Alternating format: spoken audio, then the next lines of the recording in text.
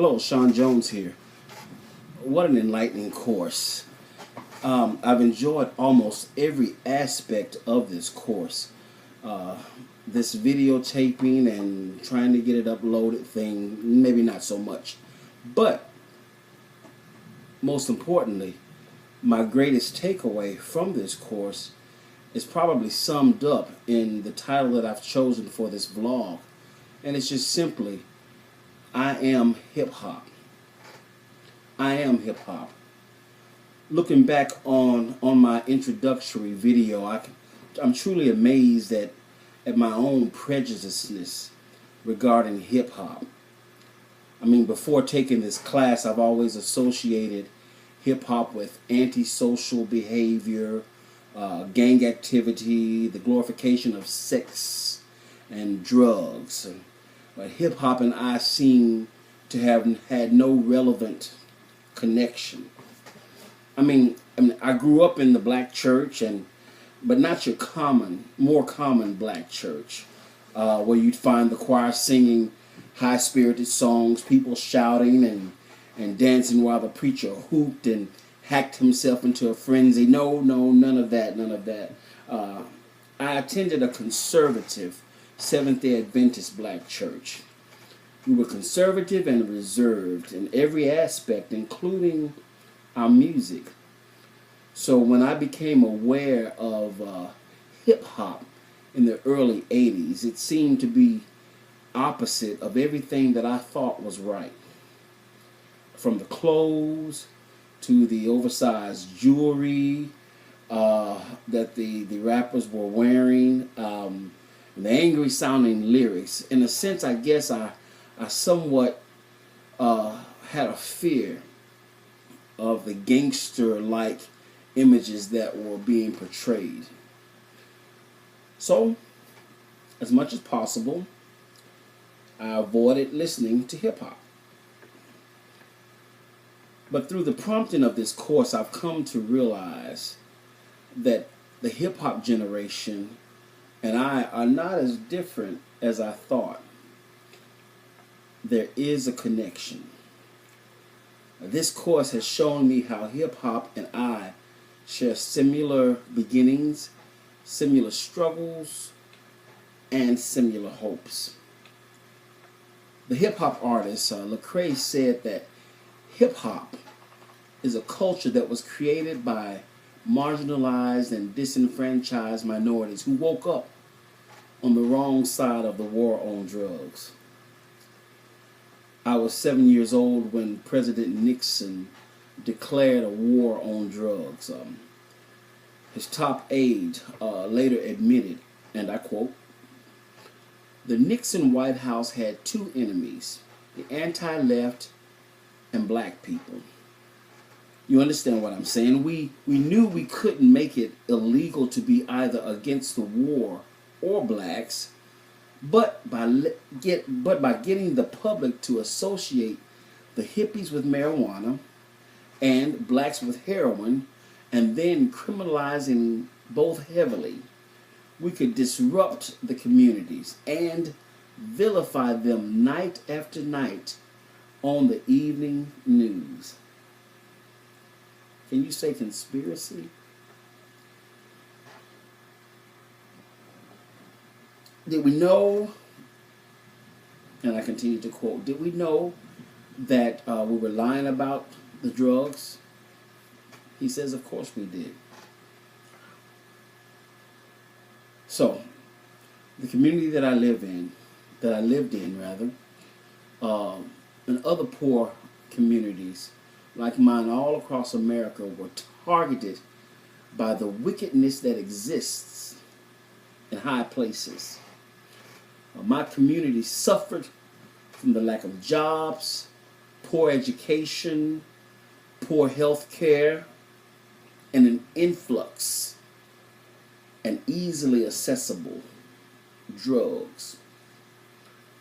I recall seeing far too many of my family members strung out on drugs. Even my father, when he wasn't selling drugs, he was using them. I guess that's why I primarily grew up without him.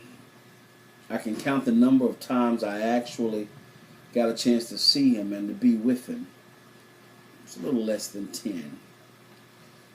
1982, Ronald Reagan enforced the war on drugs. Nancy Reagan coined the slogan, "Just say no to drugs." In that same year, I graduated from high school, and Grandmaster Flash and the Furious Five released a song called "The Message." The message spoke to our urban realities, and that ironically was the appeal to the mainstream critics. During the 80s, I witnessed the rise of crack cocaine and the devastating effects it had on families, including my own. I recall visiting my father a couple of times at a place called the Castle. The Castle was the nickname of a old prison on Centennial Boulevard on the west side. Mark Anthony Neal writes that 7 years after the release of The Message, more than 600,000 black men ages 20 to 29 were either incarcerated, paroled, or on probation. The American prison population doubled over the 12-year period from 1997 to 1989. Many of the would-be hip-hop artists were birthed into the same conditions that I was living in and experiencing. So it was out of these struggles that were either directly experienced or witnessed that the poetic narratives fused with music became known as hip-hop. Hip-hop began as a narrative of urban living. It was a narrative of what I saw going on in my community every day. It was a narrative that was quite similar to what I was living. I come to realize that although hip-hop is not responsible for the social ills that affect our communities, it does have a responsibility not to perpetuate those ills through the glorification of them. Instead, hip-hop artists should use their platform to bring about healing into our communities. There are many artists that are doing just that. One in particular is a young man by the name of Chancellor Bennett, also known as Chance the Rapper.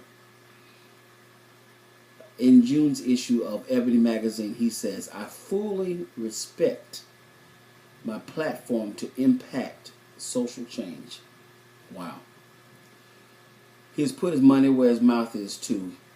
Last year, the young brother raised $2.2 million for the Chicago public school system.